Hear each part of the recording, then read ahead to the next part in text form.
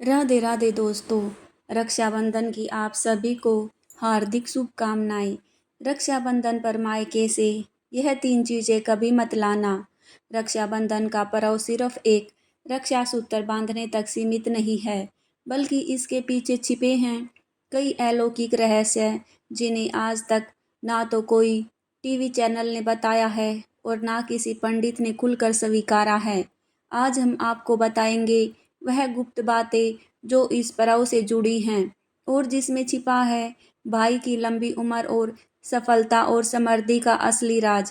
कहते हैं कि अगर एक बहन सिर्फ एक खास काम सही तरीके से कर दे तो उसका भाई रातों रात करोड़पति भी बन सकता है। लेकिन यदि वह बहन रक्षाबंधन के दिन एक छोटी सी भूल कर बैठे तो उसी भाई की जिंदगी में कुछ ऐसा दुखों का तूफान आ सकता है जो पूरे परिवार को तबाह कर सकता है। इसलिए इस रहस्य को जानना और समझना बेहद ज़रूरी है। इस वीडियो में हम आपको बताएंगे रक्षाबंधन की असली तिथि, भद्राकाल की विनाशकारी ताकतें और वह 5 चीज़ें जो अगर बेटी मायके से ससुराल लेकर आए तो वह उसके लिए सबसे बड़ा श्राप बन सकती है। अगर आप चाहते हैं कि आपके भाई की लंबी उम्र हो, उस पर दरिद्रता की छाया कभी ना पड़े और वह हर संकट से सुरक्षित रहे, तो इस वीडियो को 1 सेकंड के लिए भी स्किप मत कीजिए। यह ज्ञान भाई के लिए एक रक्षा कवच की तरह है, जिसे हर बहन को समझना और अपनाना चाहिए। जय श्री कृष्णा। राधे राधे भक्तों। रक्षाबंधन का त्योहार हर साल सावन मास की पूर्णिमा तिथि को मनाया जाता है। शास्त्रों में ऐसा वर्णन है कि रक्षाबंधन का त्योहार भद्राकाल में भूलकर भी नहीं मनाना चाहिए। भद्राकाल में रक्षा सूत्र यानी कि राखी बांधना बेहद ही अशुभ माना जाता है। शास्त्रों में कहा गया है कि भद्रा का त्याग करके ही रक्षाबंधन का पर्व मनाना चाहिए। इसके साथ ही रक्षाबंधन का त्योहार किस दिन मनाया जाए, इस पर बहुत ही ज़्यादा उलझन है। मित्रों, इस बार कई लोगों का मानना है कि रक्षाबंधन 8 अगस्त को मनाना चाहिए और वहीं कुछ लोगों का मानना है कि 9 अगस्त को रक्षाबंधन का त्यौहार मनाना शुभ रहेगा। तो ऐसे में आज हम आपको इस वीडियो में बताएंगे कि रक्षाबंधन का त्यौहार किस दिन मनाया जाएगा और इसकी सही तारीख क्या है, 8 अगस्त या फिर 9 अगस्त। साथ ही आज हम आपको भद्राकाल का भी समय बताएंगे, क्योंकि इस बार रक्षाबंधन पर भद्राकाल का साया रहेगा। इसलिए राखी बांधने का शुभ मुहूर्त आपके लिए जानना अति आवश्यक है। और यह भी बताएंगे कि रक्षाबंधन पर मायके से भूल से भी किन वस्तुओं को नहीं लाना चाहिए। दोस्तों, वीडियो को अंत तक जरूर देखें और आगे बढ़ने से पहले हमारे चैनल को सब्सक्राइब करें। तो आइए शुरू करते हैं। रक्षाबंधन का त्यौहार भाई बहन के अटूट प्यार का प्रतीक है। इस दिन बहन अपने भाई की कलाई में रक्षा सूत्र यानी कि राखी बांधती है और उसकी लंबी उम्र की और स्वास्थ्य की कामना करती है। और भाई भी सदा अपनी बहन की रक्षा करने का वचन देते हैं। दोस्तों, आपको बता दें कि शास्त्रों में भद्राकाल में राखी का त्यौहार मनाना अशुभ बताया गया है। इसलिए भूलकर भी भद्राकाल में अपने भाई को राखी कभी ना बांधे। इसके पीछे एक पौराणिक कथा भी है। ऐसा कहा जाता है कि लंकापति रावण ने अपनी बहन से भद्राकाल में ही राखी बंधवाई थी और 1 वर्ष के अंदर ही उसका विनाश हो गया था। इसके अलावा भद्रा जो कि शनिदेव की बहन है और उन्हें ब्रह्मा जी ने श्राप दिया था कि जो भी भद्रा के समय शुभ या फिर मांगलिक कार्य करेगा उसका परिणाम हमेशा ही अशुभ होगा।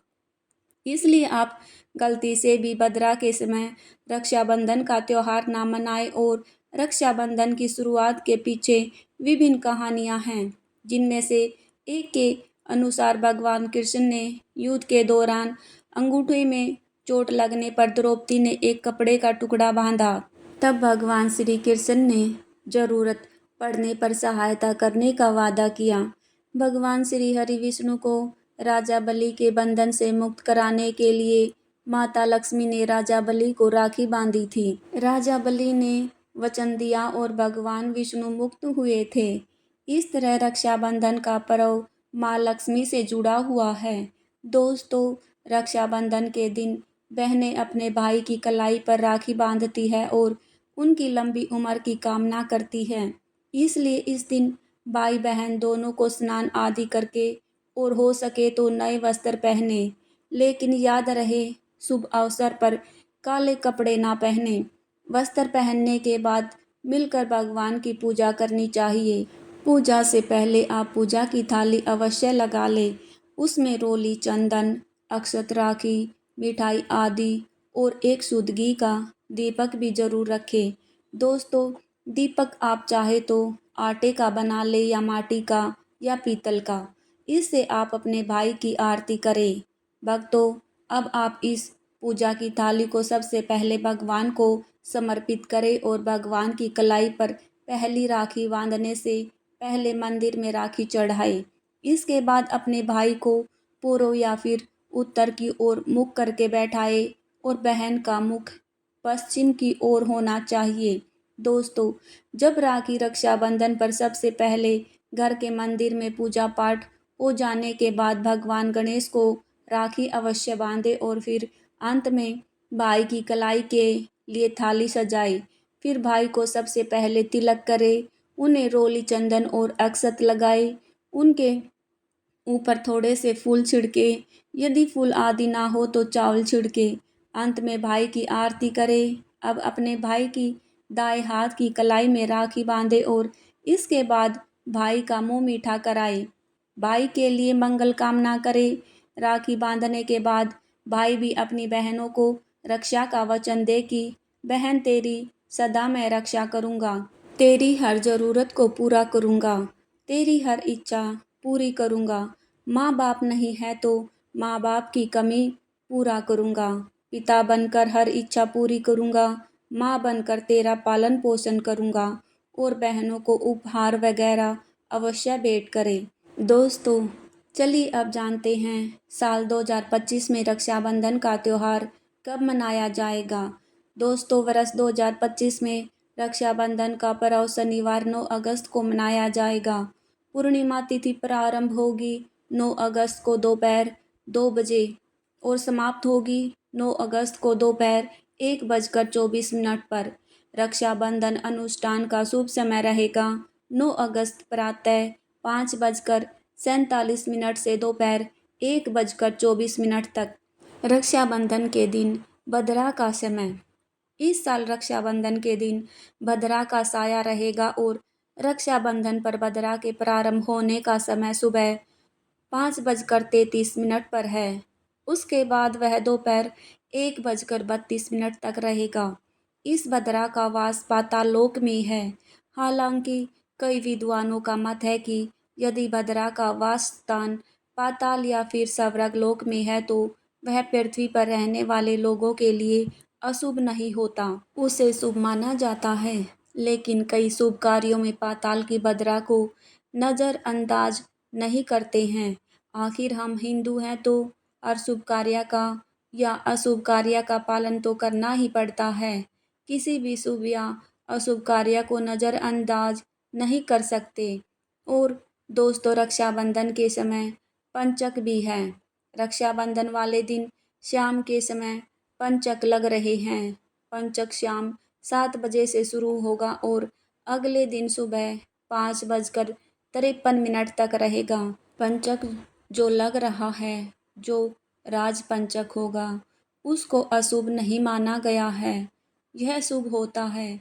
उस दिन भाइयों को राखी बांधने के लिए 7:38 तक का समय मिलेगा। दोस्तों, इस बात का ध्यान रहे, भद्रा में राखी बांधने से हमेशा घर परिवार का विनाश होता है। इसलिए भाई को इस समय राखी कभी ना बांधे, पूरा घर परिवार कंगाल हो सकता है। लंकापति रावण को इसी समय राखी बांधी गई थी, इसलिए उसके पूरे कुल का विनाश हो गया। इसलिए समय के अनुसार ही रक्षाबंधन का त्यौहार मनाना बहुत ही शुभ और मंगलकारी रहेगा। दोस्तों, थोड़ा कठिन जरूर है, लेकिन यह समय आपके भाई और आपके परिवार के लिए शुभ रहने वाला है। दोस्तों, कई लोगों के यहाँ पर यह परंपरा होती है कि वे लोग सूर्य अस्त होने के बाद रक्षाबंधन का त्योहार आदि नहीं मनाते हैं।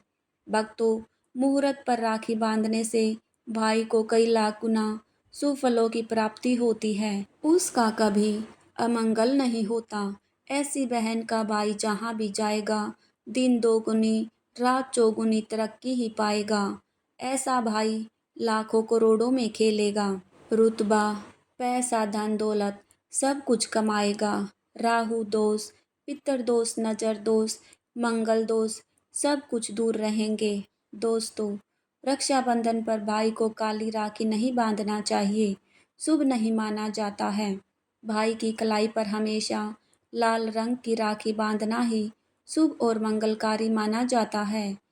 दोस्तों, रक्षाबंधन के पावन अवसर पर उपहार में बहन को चाकू, छुरी आदि कभी नहीं देना चाहिए।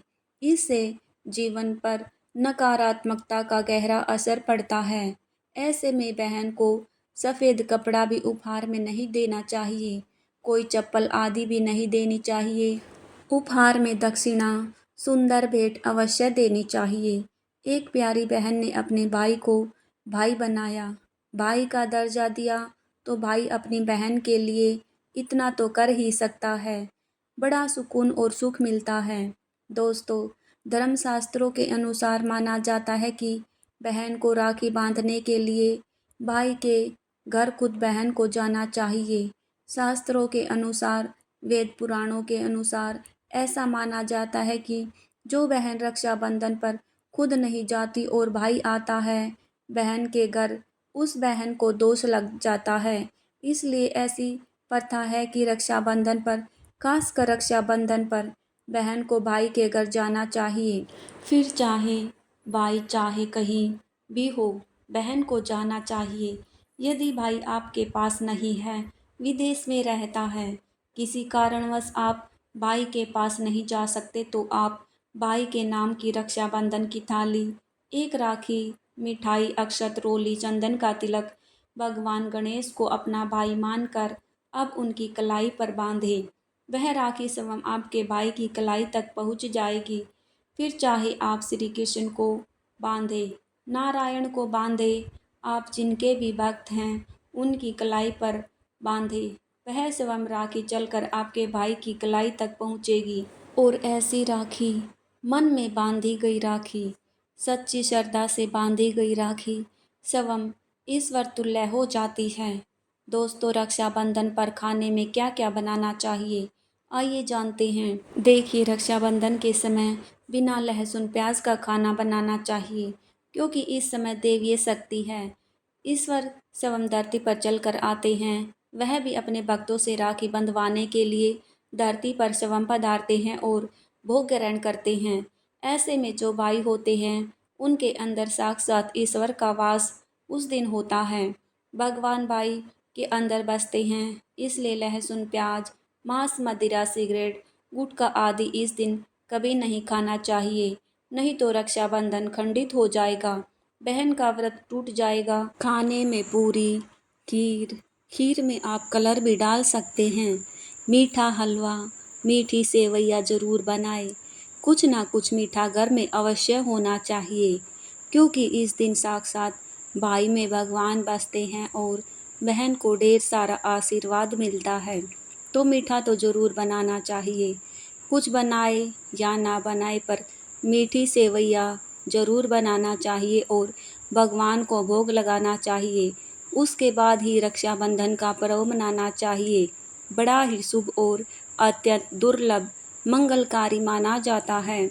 रसीले आलू की सब्जी, गोभी की सब्जी, केले की सब्जी, चटपटे गोभी, आलू, मटर, पुलाव, पनीर, पुलाव और खीरे का रायता बना सकते हैं। घर में इस दिन पका खाना अवश्य बनाना चाहिए।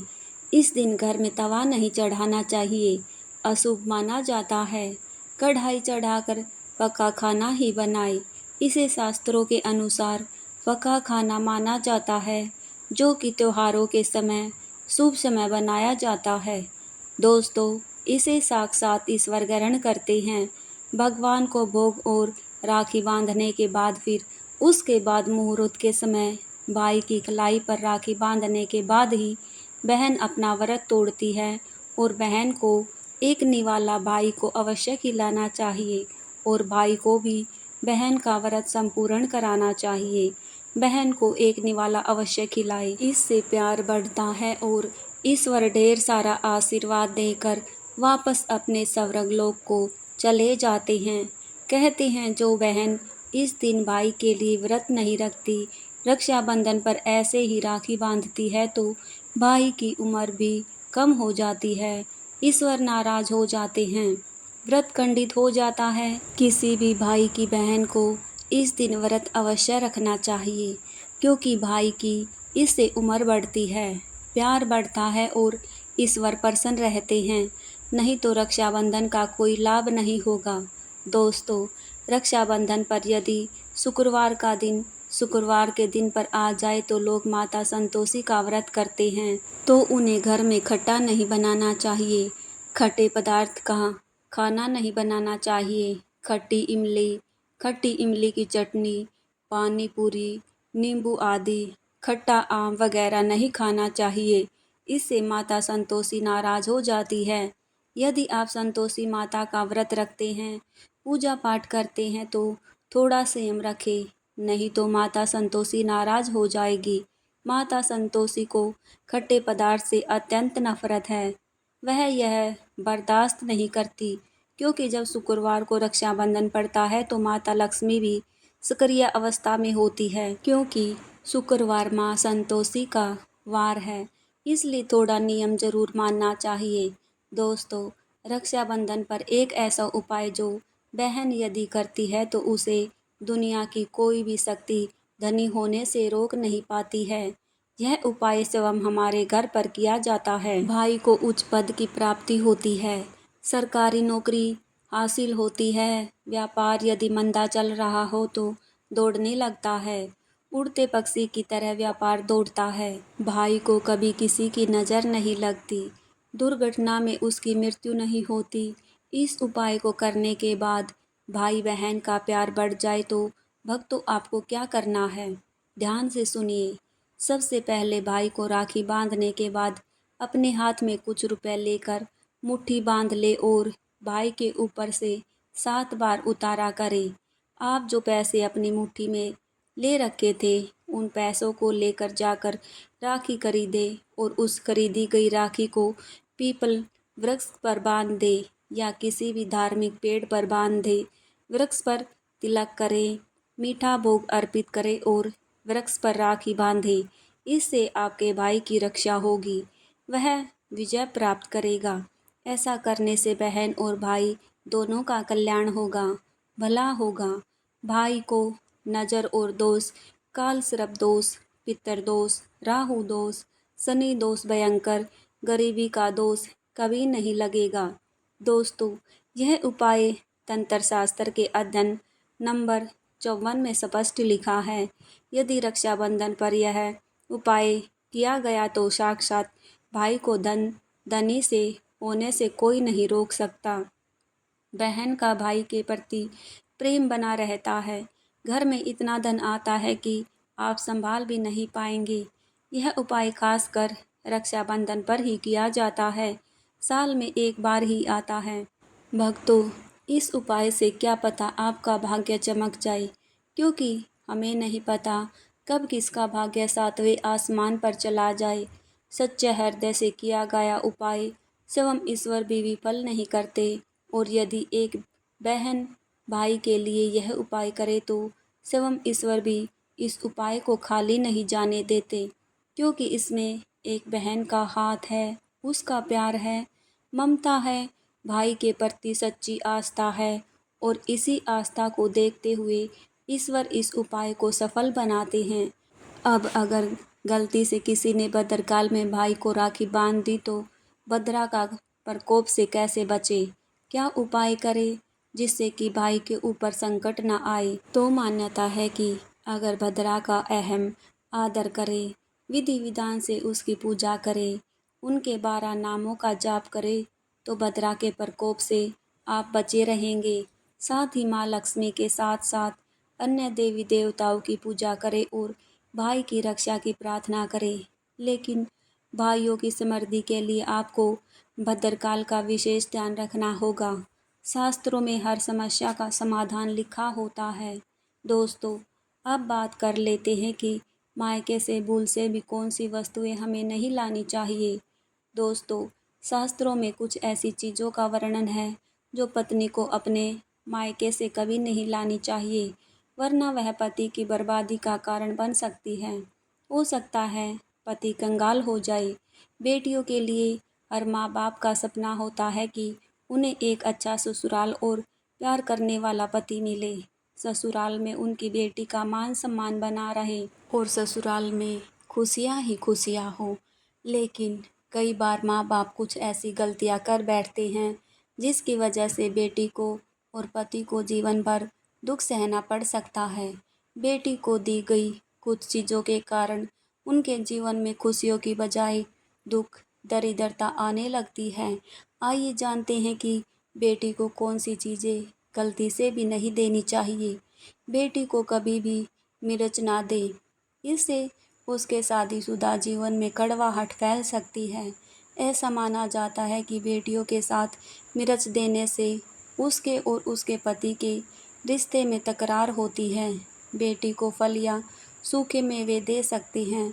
यह शुभ माना जाता है कि लोग बेटी को गृहस्थी के लिए चूल्हा देते हैं। चूल्हा देने से माना जाता है कि वे अपने परिवार में अपना चूल्हा अलग कर ले। चूल्हे की बजाय आप अन्य गृहस्थी से जुड़ी दूसरी चीज़ें दे सकते हैं। बेटी को भूलकर भी तेज धार वाली चीज़ें ना दें। इसका मतलब होता है कि आप उनके रिश्तों में घुलने मिलने से रोक रहे हैं। आप अपनी बेटी को मीठी चीज़ें दे सकते हैं। इसके अलावा बेटी को भूलकर भी अचार न दें। इसे देने से उसके रिश्ते में खटास आ जाती है, जबकि आप खाने पीने की बाकी चीज़ें दे सकते हैं। दोस्तों, अगर किसी पत्नी को लगता है कि आपको अपने मायके से वह मान सम्मान नहीं मिलता जिसके आप हकदार हैं, तो अब वही मान सम्मान पाना चाहते हैं। यह अगर किसी पत्नी को लगता है कि आपके पति की इज्जत आपके घर वाले नहीं करते हैं, तो आप यह बेहद सरल उपाय कर सकती हैं। कुछ ही दिनों में आपको इसका असर देखने को मिलेगा। आपके पति को वह मान सम्मान आपके मायके में मिलेगा जिसके वह हकदार हैं। हर कोई चाहता है कि समाज में सभी लोग उसका आदर करें और उसे मान सम्मान मिले। कई बार ऐसा होता है कि नेगेटिव एनर्जी के कारण व्यक्ति को उचित मान सम्मान नहीं मिलता है। वही ज्योतिषी में कुछ ऐसे उपाय बताए गए हैं जिनके कारण व्यक्ति को मान सम्मान, धन और नौकरी आदि सभी समस्याओं से छुटकारा पाया जा सकता है। साथ ही काफ़ी लोग आपका आदर भी करने लगते हैं। आइए जानते हैं कुछ ऐसे सरल लेकिन चमत्कारी उपाय जिन्हें अपनाकर न केवल समाज में बल्कि ससुराल में भी मान सम्मान प्राप्त किया जा सकता है। अगर आप चाहते हैं कि आपके जीवन में प्रतिष्ठा बढ़े और तनाव दूर हो, तो रात को सोते समय एक तांबे के बर्तन में पानी रखें और उसमें सोने या चांदी का कोई सिक्का या आभूषण डाल दें। सुबह उठते ही बिना मुंह धोए उस जल को पी लें। यह उपाय आपके जीवन में सकारात्मक ऊर्जा का संचार करता है और मानसिक तनाव को दूर करता है। इसके साथ ही रात को सोने से पहले पलंग के नीचे एक बर्तन में थोड़ा सा पानी रखें और सुबह होते ही उस पानी को अपने घर के बाहर फेंक दें। इससे वाद विवाद और झूठे आरोपों से रक्षा मिलती है और नकारात्मक ऊर्जा घर से बाहर निकल जाती है। यदि आप यह उपाय नियमित रूप से करें, तो कुछ ही दिनों में आपको इसका प्रभाव देखने को मिलेगा। वहीं यदि आपको सामाजिक प्रतिष्ठा, नौकरी या व्यापार में सफलता नहीं मिल रही है, तो शुक्रवार को बाजरा खरीदें और शनिवार से कबूतर व चिड़ियों को चावल बाजरे का मिश्रण डालना शुरू कर दें। इससे मान सम्मान के साथ साथ धन संबंधित समस्याएं भी दूर होती है। शुक्रवार को भगवान गणपति जी को धूप अर्पित करना भी अत्यंत शुभ माना गया है, जिससे मान सम्मान में वृद्धि होती है। दोस्तों, हमें आशा है कि आपको यह वीडियो पसंद आई होगी। अगर हाँ तो कृपया इसे लाइक और शेयर अवश्य करें। चैनल को सब्सक्राइब करना न भूलें और कमेंट बॉक्स में अपने सवाल या अनुभव साझा करते हुए सच्चे मन से हर हर महादेव ज़रूर लिखें। आपका एक लाइक हमारे लिए बहुत मूल्यवान है। मिलते हैं एक और नई वीडियो के साथ, तब तक के लिए आप सभी का दिल से धन्यवाद।